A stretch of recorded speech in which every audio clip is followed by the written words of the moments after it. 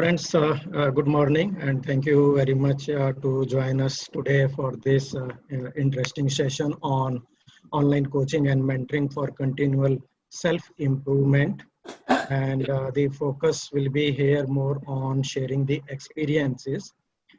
There is no denying the fact that nowadays the online coaching has taken a very a significant place, and it has its implications, which Jampal sir is going to uh, speak in his presentation.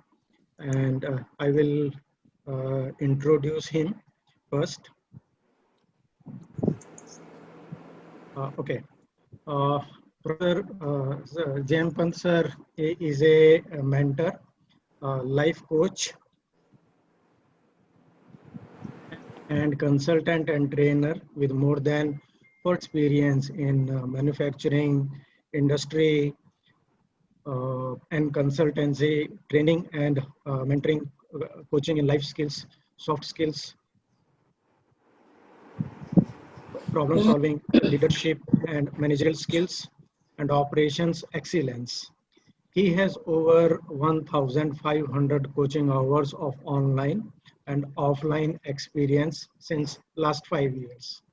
The coaching domain, which is predominantly online, covers career transitions, self-management and self-improvement, performance management, productivity, quality and HR initiatives, enhancing competencies in operations and project management, entrepreneurial leadership, and enterprise growth. In addition to that, he is an avid lifelong learner, self-driven, and professionally engaged in mentoring and coaching, training, and writing activities.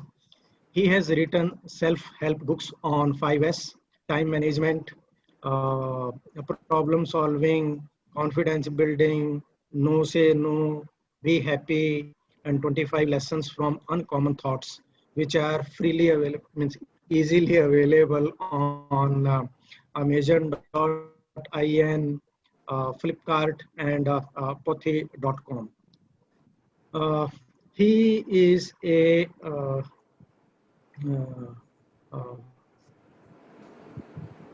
proud alumni of I.I.T. New Delhi, Indian Institute of Technology, a post-graduation from I.I.T. Delhi, and diploma in marketing management from UBS Chandigarh. And you see on the screen, these are his ventures: JEMS Consultancy Services and JM Pant Life Coach. This website, and visit them. So, sir, thank you so much for today joining us with your. And now I request you to kindly begin and advise us on this important topic of online coaching. Thank you, sir. Thank you, Dr. Sharma. So I'm pleasantly surprised to see such a nice compilation done by you. You have put in a lot of efforts. Good morning to all of you, ladies and gentlemen. Dr. Sharma was feeling this is a small group, but for me, it's a large group because when I do coaching, basically it is one-on-one or in very small groups. It is only when I do things like webinars, then the size becomes large, but then it is not interactive at all. So this is a group where we can have an interaction. I have prepared a presentation which has been given to Dr. Pant and to be shared with you, but I would prefer going the non-PPT basis so that there can be an interaction and I can also see you. So the topic of today essentially is sharing experiences. So there is not much of theory or engineering or formulae that I have to tell. So it is sharing of experiences, particularly with reference to online coaching. Now, coaching invariably, the way it was accepted by Indian organizations is a recent phenomena. But if you see historically, it's a very old concept. Our rishis, the sages, they were the coaches to the kings and their children, the princes. And we talk about coach in sports, we talk about coach in arts, we talk about music, the gharana, we talk about coaches or gurus in religion and various other traditions. But with reference to business and management, it's a new thing. It was started in USA, but it's very new as far as the Indian situation is concerned, and still the acceptance is not very high because everyone feels he knows everything, they know all, so why do they need a coach? But gradually for the last few years, I'm finding some kind of a change which is coming and people are looking for mentors and coaches. This is at the corporate angle. Then individuals also are looking for coaches and mentors so that they can develop themselves for their continuous self-improvement. So those are self-funded requirements. So coaching for me becomes of two kinds. One is where a company and organization is engaging you for coaching their people. And the other is individuals who are self-learners. They want to learn more. They want to groom themselves up. And they're not getting any funding or encashment from the company. They're doing it on their own. So for me, the second one is very good because then they are self-driven people who are paying themselves. In many cases, it is free also. They're paying themselves. So then the motivation is very, very high. When it comes to people sponsored by organizations, since someone else is paying, the motivation is not that high. There's some kind of a limitation. And the success of any mentoring and coaching program depends on how well prepared or how eager the coachee or the mentee is. As they say, when the student is ready, the teacher arrives. So similarly, when the person is ready, then the coach automatically arrives and coach learns a lot from this interaction and so does the coachee. Coachee obviously learns much more than what the coach learns, but it's a two-way learning process. That's fine. I mean, you can, I can't navigate. I've given the authority. No, you can tell me if it is slide number 4, if means I'm ahead of it, what you are saying, or is the same page? Fine. Yeah, you can go to the next slide. Okay, sir. So basically, I was here. That means there are two segments in which I am providing coaching. One is the corporate. The corporate is sponsoring a group or the corporate is sponsoring an individual. Like just before pre-COVID, I was coaching 32 people from a steel organization, and they were identified by the organization as a high potential officers. So that way, my job became relatively easy because the people who were presented to me were those who had a high degree of self-motivation because the process of identifying them was done by the company. From various departments, steel melting and yeah, please mute because some disturbance is coming. Yes, sir.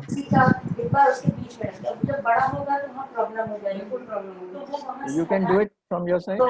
Yes, sir. I'm checking who's. There is a parallel discussion which is going on. And just a minute, sir. I will unmute you.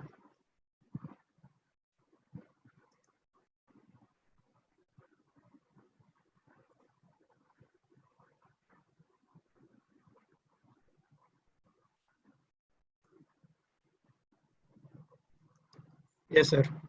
Yeah, so I am unmuted now. Yeah.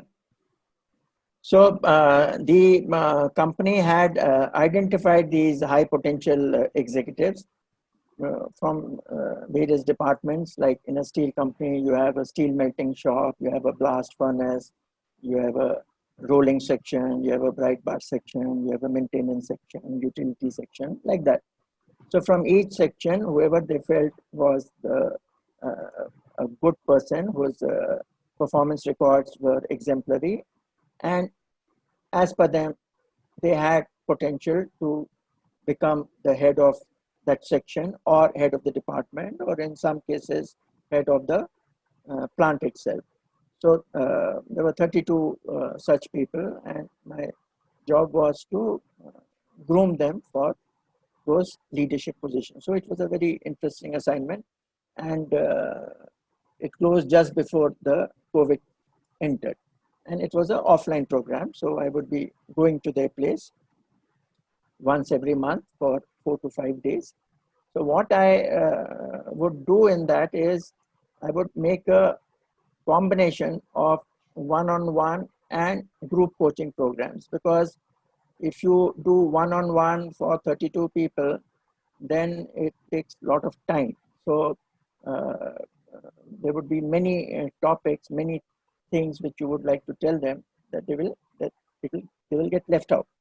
So what I would do is that the common learning sessions I would do in groups, but when it came to understanding about their interest, their passion, their goals, what they want to do, where they're getting held up, what's the kind of action plan, what are the obstacles that they're facing, those things I would take it one by one, one-on-one. And then I would give them some homework. They would do that homework during the month, and then the next month a different set of inputs will be given, and the review of the previous month would be made. After a few months, I started taking feedback, because feedback is important. How do I know whether the individuals are benefiting from this exercise? Are they improving? Are they developing? Is the change being noticed by their superiors?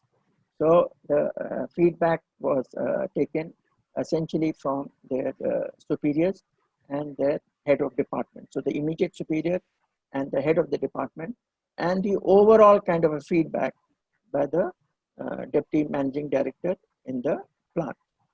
So this feedback helped me in providing them inputs in the subsequent month.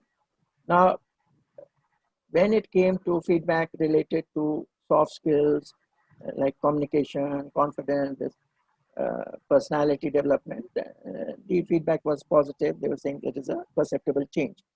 When it came to actual performance, the superiors would be quiet, because if they say that the performance has increased a lot, then finally the burden will come on them to increase the targets, which they did not want to do. So the performance improvement, that still remained a question mark, but on other aspects, the feedback was correct, mostly positive. Sometimes even minor irritants like this person doesn't pick up the telephone call, or he's not doing enough improvement projects, or he's not developing his team, or he's not training his people. So all such kind of a feedback would come to me, and it will help me in grooming the individual in subsequent sessions. It's not only the individual that you have to worry about, you also have to worry about the individual's boss, because when in this group of 32, some individuals were quite smart and they were better than the bosses. And the senior management had also realized that. And when they would come to the shop floor, they would have a direct interaction with such individuals, which would not be liked by the boss. Now, this was a problem which required mentoring. I had to tell them that you may be good, but you cannot displease your boss, because finally the appraisal, the rating and everything will be done by a superior. So how to manage his immediate superior, at the same time, how to create a good impression on the superior or the deputy managing director or the managing director, all had to be done almost concurrently, I mean, without annoying each other. This was something new for many people, because they thought that if they're able to please the MD, then even if the immediate superior is not pleased, it does not matter. But it does matter, because the process of appraisal and increments and all that is regimented, and it goes hierarchically. Apart from the corporate sponsor, the next is the individual who are funding for themselves. They are interested in learning, and therefore they come. Now, who are these people? They are those people who have interacted with me in the past. Maybe I had been to their companies, so it was part of some assignment, could be a consultancy assignment, or they were part of my training programs, or since I used to do a lot of visiting faculty kind of work in the evening, I would go to management institutes. So they could be from those management institutes who are now in reasonably good positions. So those kind of individuals. So all individuals are those who were knowing me from before. And similarly, if the interest is of more than one individual on a similar theme, then I would make a group. It could be a group as small as 2 or 3, or maybe as large as 10 or 12. And then the groups, because their problems were similar, they were talked about or coached or mentored together. Next slide, Dr. Sharma.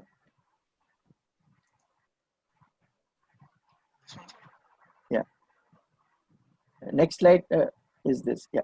So now, why do people go for coaching? One is the individuals go for self-discovery. They want to learn new things. They want to build confidence. They have a fear. Most of these people, at least the ones whom I'm talking about or coaching, are from a humble background. They're very good. They're self-driven.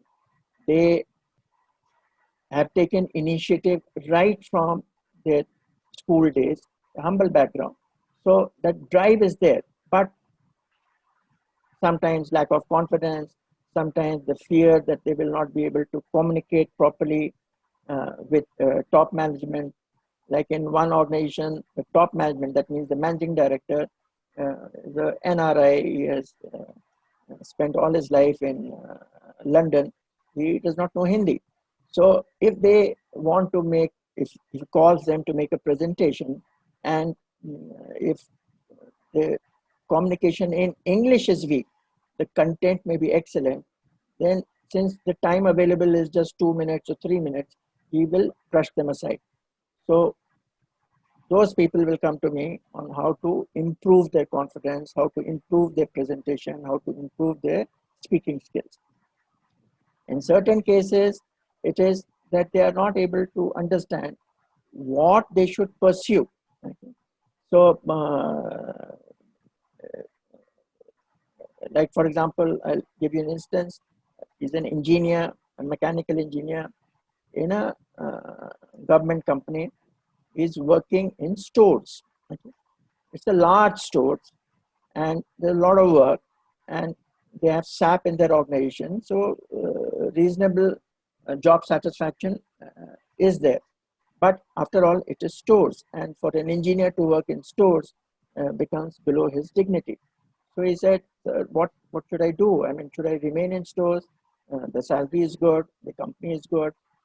So I said, yes, there's nothing wrong in remaining in stores. After all, he was in engineering stores, so some amount of engineering knowledge is useful there. But I said, you just expand your domain. Look at stores as supply chain. Now, supply chain, the moment you talk about, now it doesn't look as a bad designation. So I said, supply chain, what all does it cover? Stores is one part of supply chain. Logistics is another part of supply chain. Then procurement or purchase, material planning. So you try to talk to your boss and say that you want to expand your area and move into procurement or purchase, and keep trying, and maybe they will listen to you. Now, this was the outcome of one of the sessions, and that boy did pursue that. and finally he was able to manage the switch to procurement. So now he has knowledge of procurement, he has knowledge of stores, he has knowledge of logistics. So a large part of the supply chain he has covered, and he becomes ready for maybe a higher designation as a supply chain director or something similar. Then in one case, he was in projects, okay, and projects has many parts. So you have the planning of the project, the uh, installation of the project, commissioning of the project, and you also have the scheduling using software like MS Project or Primavera. Now, he wanted to move from projects because he thought there was a lot of corruption and other things. It was not to his liking. So I said, then you go into the scheduling and planning aspects of the project. So learn one of these project management techniques. So he did that. And he went to his managing director. The managing director was very happy with his newly acquired knowledge. But here again, like that steel company, while he got the praise from the managing director, he was admonished by his immediate superior. His immediate superior said that if you want to go to the managing director directly, you go, then you don't come to me. So he became, instead of becoming a helping person, he became at the opposite end of the spectrum. So again, he called me at 10 o'clock at night, what should I do? My immediate boss is not happy. So that was mentoring. Then you have to tell him that you have to keep the immediate boss also happy. And you have to tell him that it was because of him that he was able to reach this kind of a level, and the MD had called him, and therefore he had no choice but to go to the MD and apprise him of whatever developments had taken place in the project management field. And he owed all the help, the direction that one should learn new project management techniques to his immediate superior. So that made the immediate superior happy, and the relationship became better. So like that, you have to, all kinds of such things which come to you. When you say you are a mentor, you become like a person who is available to support your mentee all across, not only on those specific times which have been booked by you for a session. So at any time, your mentee should be able to contact you or call you. So that keeps on happening, and it keeps me satisfied. It makes me happy also. Then the job of a coach is to act like a sounding board. So if a person has a grievance, he vents that grievance on your shoulders. So the coach is a listener, he empathizes, and he becomes like a sounding board. And then after listening, which is bulk of the problem solving process, then he gives his honest and unbiased feedback and an external perspective, which helps the individual. In areas which are identified as gaps, as concerns for improvement, or as strengths which need further reinforcement, the coach provides those common group sessions, training sessions.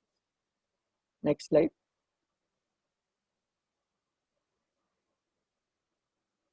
Then how? The process basically is a typical operations management process. You have an input, you have a process, you have an output. The input, who is the input? The input is the participant. The participant has certain strengths, and there are certain areas of concerns you want to improve in. And the output is the improved individual. Okay, so some incremental change from where he was. So it's not a drastic change which will happen in 6 months or 1 year, but an incremental improvement which should happen in his problem solving skills or confidence or personality development or communication or attitude, or in his leadership and managerial skills. And what is the process? The process is one of value addition, which is through, as I said, one-on-one sessions or group learning sessions, and the feedback which keeps on coming from their superiors, and that feedback is used for further improvement of the process. And continuous providing of project work and assignments related to the area where you want him to improve. Like for example, if we are talking about goals, then professional goals, if we're talking about corporates, then those goals anyway will be there with them. But let them pick one major goal. Then what will be the steps that they will take to realize that goal? What kind of obstacles they're likely to face when they are going about acting on that goal? So when you're forcing them to think on those action steps, on forcing them to think on those barriers and the obstacles and how they will overcome those obstacles, then this very process of thinking out brings about an improvement. Then how are you going to measure whether that goal has been achieved or not? And periodic measurements, typically a goal should be of 1 to 3 or 4 months duration, not very long-term duration, because if it is long-term duration, then the visibility is lost, the interest is lost. So any goal which is picked up is of 1 to 4 months duration, so that the interest is maintained, and once that goal is achieved, it self drives a person, it motivates a person because he has done something. Similarly, the same thing is done for personal goals. You pick one personal goal and act on it and work out what are the barriers and try to overcome them.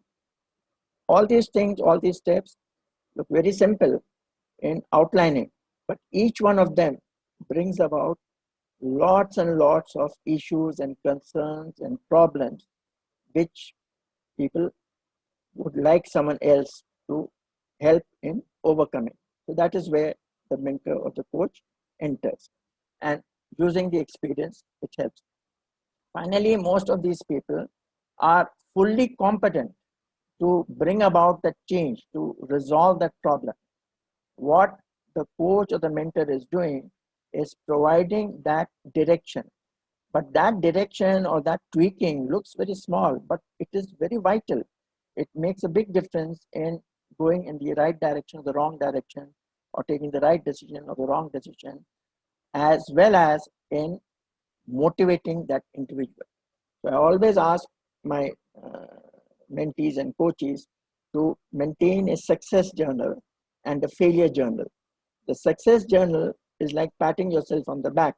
So it may be very small successes. It could be a success attained after 15 days or 1 month of working. But it is good to write it down. And then the failure journal. The failure journal helps in improvement.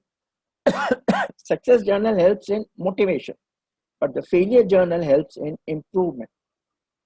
You failed. There's nothing wrong in failure. So that's the first thing. So that fear of failure has to be removed, because only that person is going to fail who works. A person who does not work is not going to fail anywhere. So when that person has worked and he has failed, what has he learned from it? And then that learning brings about a better process and improvement, maybe a better project management. Next time the project is done in a better way, the cost is reduced, the milestones are achieved, the time is saved. In fact, in project management, there is a requirement that you have to write down what are the positives and the negatives. So motivation comes from the positives, but the learning comes from the failures. Next slide.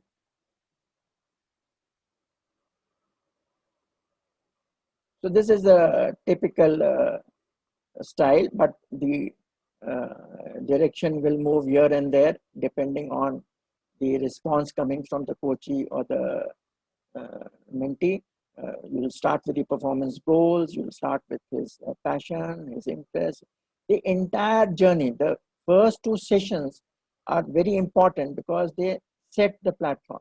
So the entire journey, what happened in school, in college, in his first job, second job, third job. So when a person goes through that entire journey, which may happen in 1 session or 2 sessions or 3 sessions, there is a wealth of information which you get about that individual. So when I am saying people coming from the humble background, you will find that journey is not the journey that we have gone through. We have been blessed to have gone to the right school and the right college and the right organizations. But these people in school, first of all, it was a vernacular school. And then when they reached 10, the parents said, no, it's enough. Now you get back to work because I can't afford your education. So because that boy wanted to do something, there was an aspiration. So the father relented. He said, okay, you can do ITI. ITI is not I.I.T. Most people mistake it with I.I.T. The Industrial Technical Institute. So you can become a mechanic or some worker or a foreman kind of a person after some time. So they did ITI. And then after doing ITI, because the aspiration was there, the ambition was there, they did a diploma. And then they did engineering. And then they did MBA. Now, none of these things may be allowed, but at least in Maharashtra, there is a system where you can do all this by attending but not attending. That means on paper you have attended, but there is an understanding that since you are working, you will not be able to attend fully. So that's the way it goes. And then because they have done everything on their own, they become very, very powerful, confident, self-motivated, down-to-earth, hands-on people. But then once they reach the deputy manager, manager level, there are certain gaps. Now the gaps mainly is how do they present themselves. The gap is not being able to set their goals and targets properly. The gap is sometimes getting not being able to prioritize. The gap comes in not being able to manage their time properly or not being able to manage the people properly. So you identify those gaps and see what are the obstacles and make an action plan. I mean, those people only will make the action plan, and then you review it. And if there is something you want to suggest, you do a follow-up. And this process goes on. If it is an individual every week, when it is an organization, it can be once a month or once in 2 weeks. And similar thing you do for individuals. Next.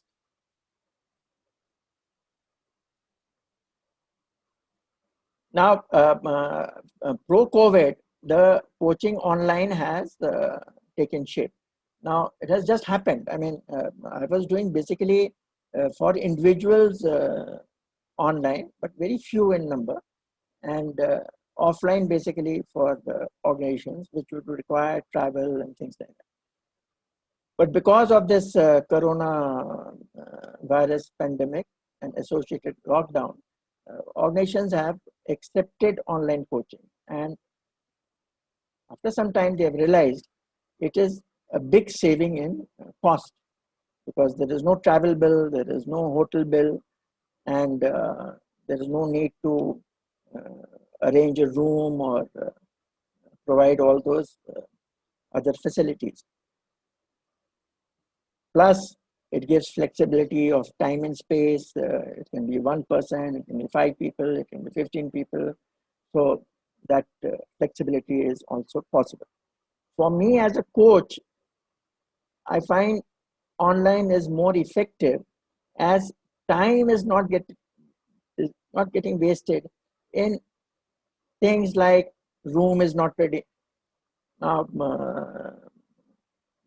it may look strange to you, but in most of the industry, it's very difficult to get a room where you can sit, because when you want to do one-on-one coaching, it has to be almost a zero noise, zero disturbance kind of a room. Even that room will not be available. And the air conditioner will not work, or if it is working, it will make a lot of noise. There'll be noise coming from the plant. The sitting arrangements will be uncomfortable. And sometimes the projector will not work, the PA system will not work, things will break down in between. A lot of time gets wasted, and the tempo also get disturbed. While online is much better that way.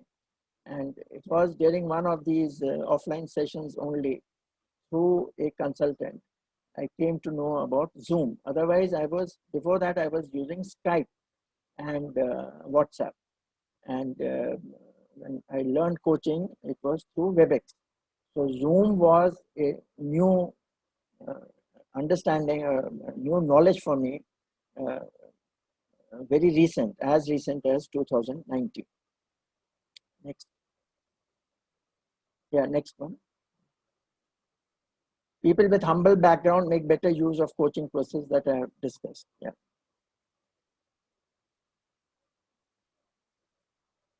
Yeah. Next one. Then comes the career transition. Okay, that is another area, and I'm just picking one or two instances only. Now, post-COVID, everyone talks about no job, no job, no job, which is a fact also. The jobs are very scarce, okay, difficult. But then I had a happy encounter with a person, with a coach of mine, who came to me with a decision-making problem on whether he should continue with his job or join another job, giving him 40% salary increase. Okay. Now, I can take the name also. He was working in Tata Communications. It's a good company. It's a Tata Group company. And he got an offer from Reliance Jio with a 40% salary increase, which is a unscrupulous company, bad management, but the salary is high. Now, it's a area where he wanted some kind of a support or a direction. What should he do? Should he continue with Tata Communications or go for Reliance Jio? Now, every day in the paper, it would come that this fellow is investing in Jio, Facebook is investing, that fellow is investing, the share price is going up, and looking at his age and things like that. And typically, coach doesn't give the decision. Coach moves that person towards the decision by giving pros and cons. And I sometimes use what is called as the force field analysis. So both the forces, the four forces and the opposing forces. So you just place before him and let him decide. And a lot of vacillation was involved. Sometimes he would say Tata Communication and then this, then that. And finally, he joined Reliance Jio. And it was his decision. So therefore, he will feel happy about it. And if anything goes bad, he will be blaming himself only. But in such cases, people do look for someone who will give them a direction or someone with whom they can talk. Because when he would talk with his parents, the parents being from a government background, they would simply say no to Reliance, only Tata Communication, because it's a secure organization like a government organization. So period, there was no difficulty in taking a decision. But he is young, he wanted more salary, he wanted more challenges, he wanted to know a different kind of management. And what will be the worst case scenario? He will lose the job, so he can look for another job. And in his mind, entrepreneurship was also there. So if he loses job, he can become an entrepreneur or whatever it is. Who knows what the future is? So such kinds of career transition related help in decision making, they also come to me. And in that, maybe sometimes you, or also if they are appearing for some kind of an interview, then some sharpening of the domain knowledge, maybe some enhancement of confidence or overcoming of fear, that would be needed. Managing immediate superior, I have told you this was an example where a person had to manage his immediate superior about, in addition to superior's superior. And this is quite common because when people are smart, they forget that they want to impress the managing director, impress the superior, but they forget that finally the chain is hierarchical and it will not help them, at least in the immediate scenario. Next.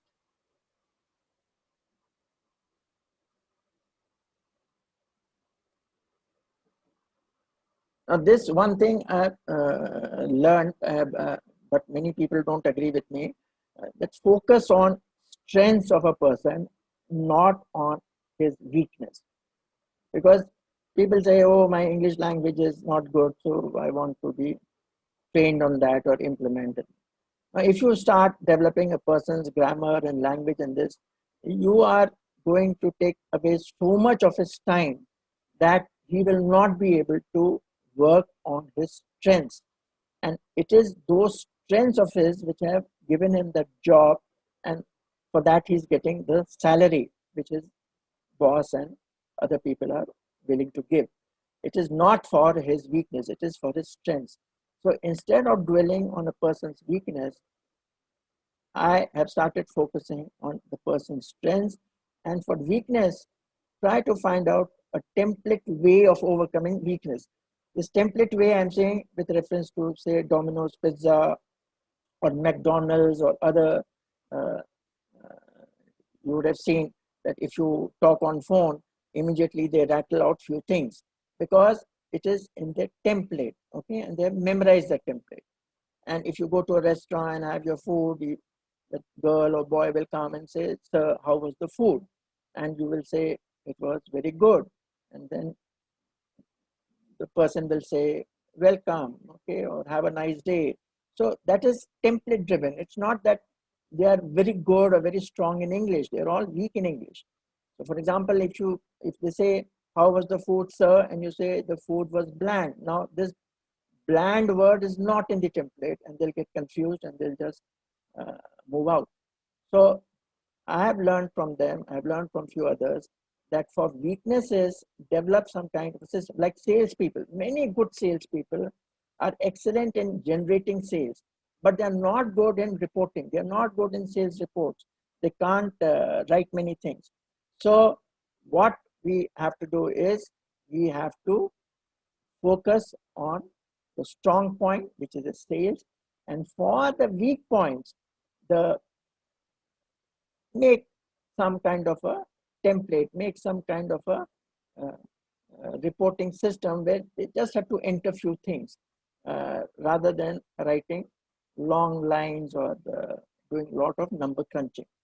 So this is a very important lesson. Many people in organizations, they say this fellow has this weakness. Can you work on that weakness? I'm not interested in working on a person's weakness. I'm interested in working on a person's strength and weakness. A concern for improvement, an area of improvement, yes, but not just anything which will help in some kind of a development which is not related to the overall goal of that profession or that individual. Similarly, I've learned that appearances are deceptive.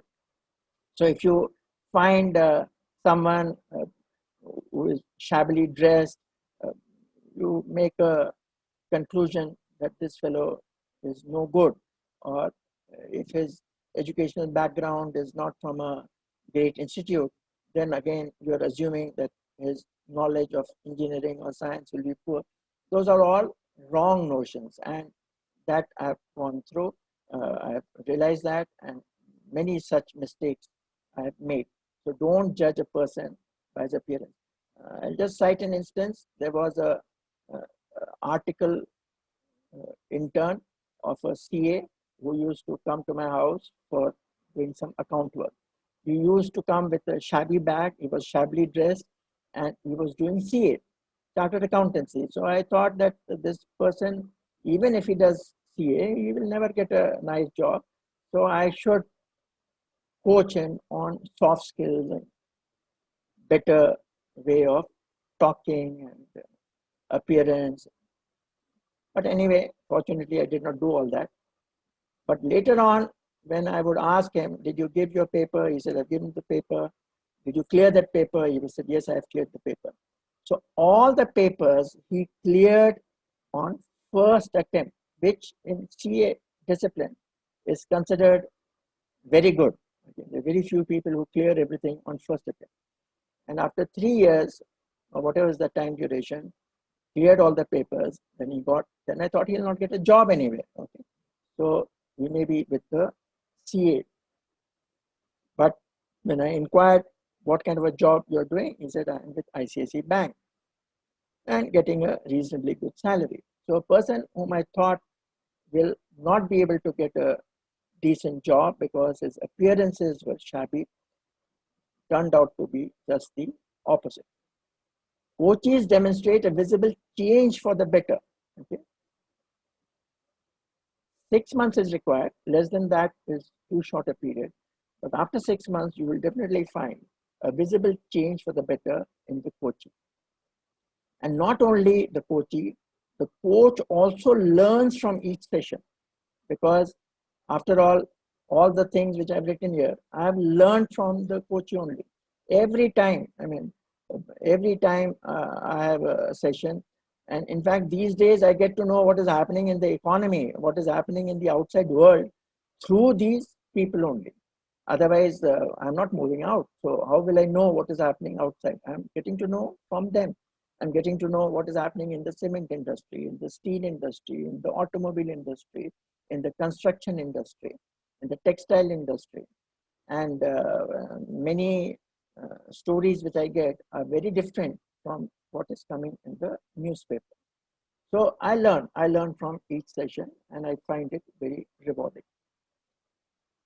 Okay, next. If something is left, next.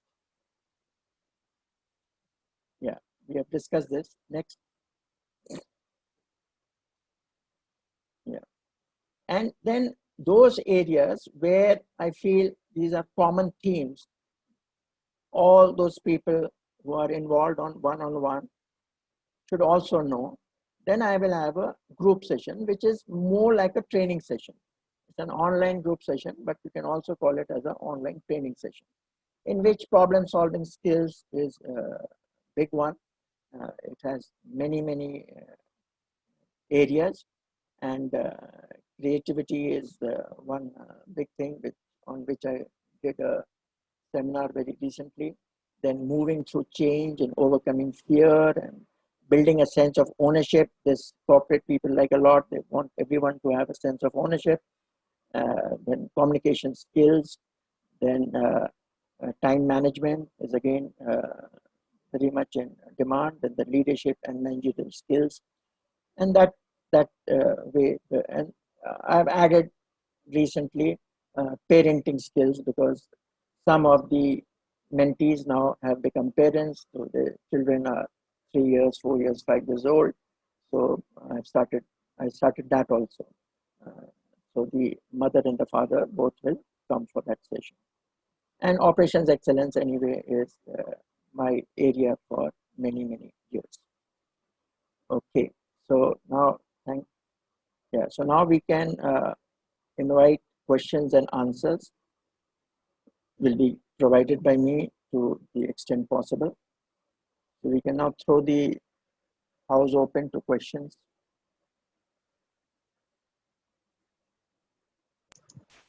Okay, thank you, sir. Now may I request Pant sir to give his remarks, and then we can welcome the questions from our friends. Thank you.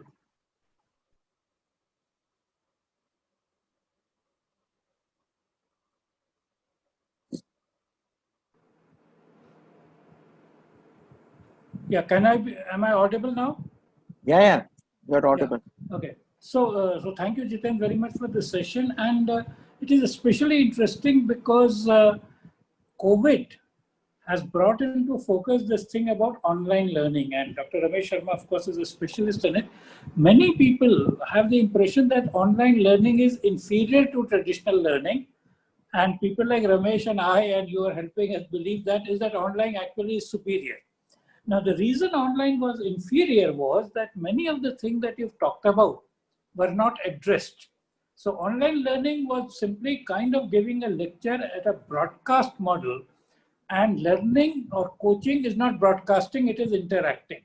So the more interaction one creates, and therefore the teacher has to change from just a subject matter or knowledge delivery person to friend, philosopher, guide, coach, mentor, all in one. And you have pointed out very well some of these examples where one-on-one is required, where group can be there, and where you have to look at especially the things about its strengths and weaknesses. Because what is happening now, if you look at the new education policy, in fact, right in the opening sentences of the new education policy, they have been talking about learning how to learn rather than learning of subjects. Now, learning how to learn cannot be taught in the same way as you teach physics, chemistry, maths. It has to be a mentoring and coaching exercise because it is something about the individual. The other thing, of course, is again that there is an emphasis on learning not in silos but across disciplines. Again, you need a coaching, mentoring approach because the way people will relate something to another is going to be very different.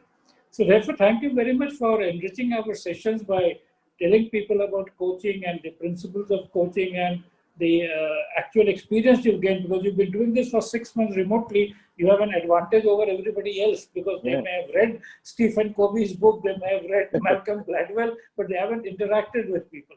And some of your insights are really very important. I'm sure Ramesh will be sharing a copy of your slides with everybody who's in the audience today. And thank you very much. Now, if there are any questions and queries, we'll be happy to deal with that. Yes, sir. I have from my side unmuted everyone. Yeah. Perhaps they can unmute themselves and can speak now.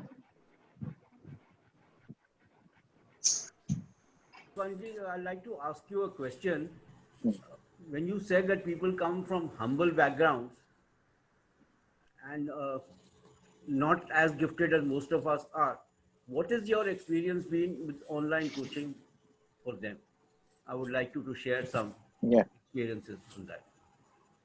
What I meant was that the people who are coming to me, I'm not saying there are many other coaches where people from rich background must be going.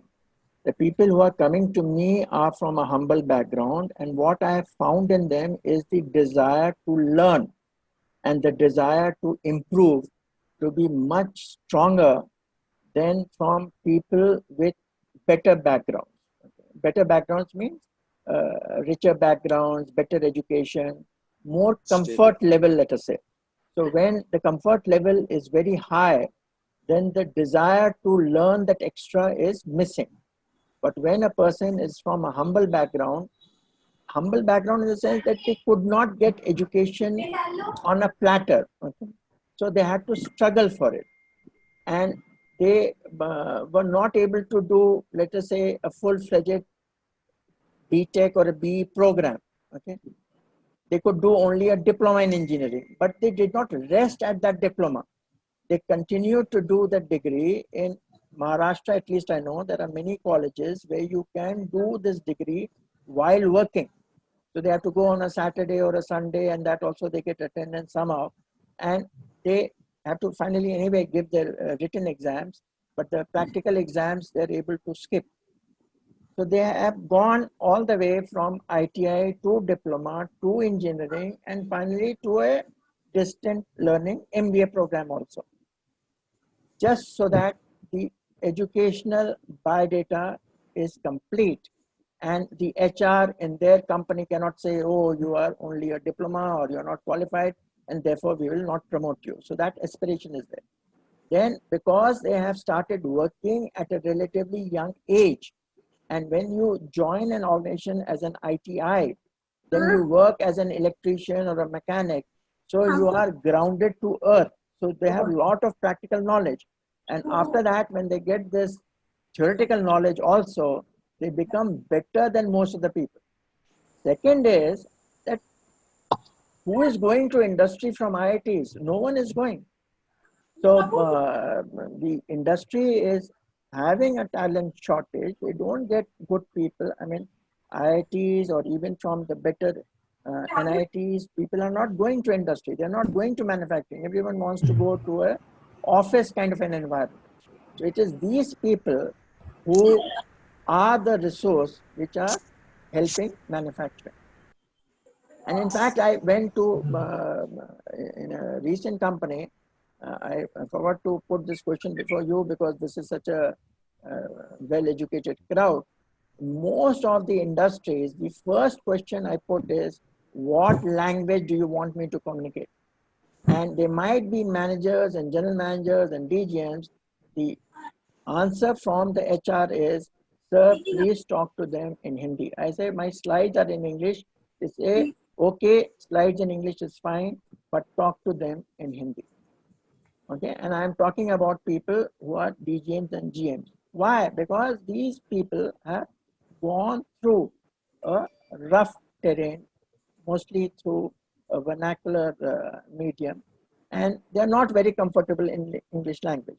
And when you look at the industry doesn't need English language. If you are making cement or steel, where is English required? So this becomes an eye-opener. But when the request comes from many people for learning or coaching, it comes for English language. So people want to learn English language, but actually in most of the jobs, it is the content, your domain knowledge, your experience, and the confidence, the fearlessness, that is important, more important than maybe your command over the English language. But anyway, if a person comes to me for enhancing his language skill, I will do that. But industry doesn't need that. So, good afternoon, sir. I have a question. Yeah. Sir, you have given, of course, a very good presentation and some very good insights. I think most of your customers have been corporates, the companies. So my first question is, are the customers only the companies or even individuals come to you as customers? One. The second is, how do you get these customers? How do you get connected to them? If somebody wants to start something like that, then what is the way forward, his contacts and all, how to get connected? Yeah. Thank you. So one is the individuals come to me. I probably said during the session that those whom I have interacted with during my consultancy assignment or training sessions for a reasonably long duration, they are in my, you may say, the mentoring group. So it is not a stranger kind of a person. So a person who has interacted in the past, that is the individual who is interacting with me. Because for the mentor or a mentee or a coachee, the acceptance of the coach is very important. So how will he accept me as a coach if he has not seen me working or if he has not interacted with me in the past? So that is the way the individuals have come. And the how do I get customers? Now I don't do any marketing, and I have crossed that stage. But earlier when I used to do, then the thing is a standardized one, that you, wherever you do a job, you try to do a good job so that the work gets repeated. So wherever I have interacted with, I get a call from them. Say an assignment is 6 months or 1 year. Then after a gap of 1 or 2 years, again I'll get a call from them. Like that it goes. Then the people who are working there, they become your campaigners. So word of mouth is what gets you the assignment. Because I don't need many assignments or many work. But yes, it's a difficult task to do marketing for any of such service. Because one is, it doesn't look good that you're saying that I am going to turn you around, I'm going to transform you. I don't make any such overtures, nor any such commitment, because no one can change a person. The person has to change himself. You can only provide the trigger or the provocation. The provocation is also very powerful. I have done with small companies. There was a company which had a turnover of 20 crores. It was in Jodhpur. It was making some equipment. And there was another such small company in Vrindavan. Okay, Vrindavan is known for religion. There are some 5,000 temples there. But there was a company making electric wires and cables. So when I interacted with them, in some training session. I said, what are you doing with this 20 crores? Now, because I knew the second generation had come. For the first generation, 20 crores may be enough. Now, the second generation means supposing there are 3 brothers, each one of them has 3 children. So 9 children. Now, for 9 children, that 20 crores becomes small. So I knew this will provoke them. So I said, what is this? So you have to think bigger. Now, that provocation did not work with the older generation, but it worked with the younger generation. So immediately they took the gauntlet and they set up another unit in Baroda, making these cables and wires, and started growing. So it works out. You don't have to do any marketing as such. You just latch on to any one assignment and do it well. That will lead to the second or third or fourth. But first of all, you should be passionate or interested in that work. So I don't think there are many people who are passionate about doing a mentoring or a coaching work. So it's not administrative work. So people generally like to do administrative work. This looks simple based on these steps, but while you are interacting with that coachee, you have to be very, very alert. You have to listen to every point of his, because from that point, you're going to draw the plans for his future transition or change. So you have to be very attentive, and it's a grueling task. And when I used to do offline, that was the thing which was most offensive, because every 40 minutes, another individual will appear, because the company will try to maximize that time of engagement. So a typical session would be 40-45 minutes, and 10 minutes break, another fellow will come, another fellow will come. And it becomes very strenuous when you are interacting continuously.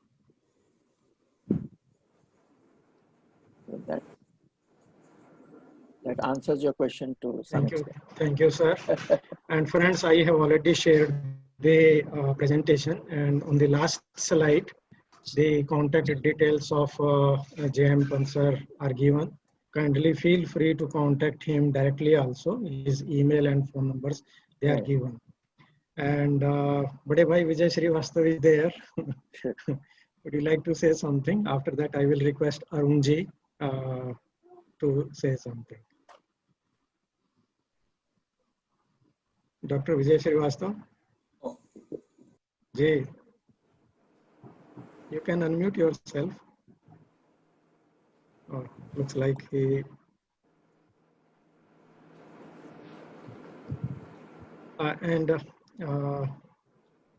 Before we close, I will just remind all of you for the next month. Next month is going to be another exciting session. On that day, we are going to learn about, Python and Anaconda, etc. I'm joking. Python is the Mr. Gurpreet Kaur is going to take that session, and that is the programming language for today and tomorrow. So stay tuned for that. And now Arunji has requested to express his sentiments. So Arunji, please go ahead.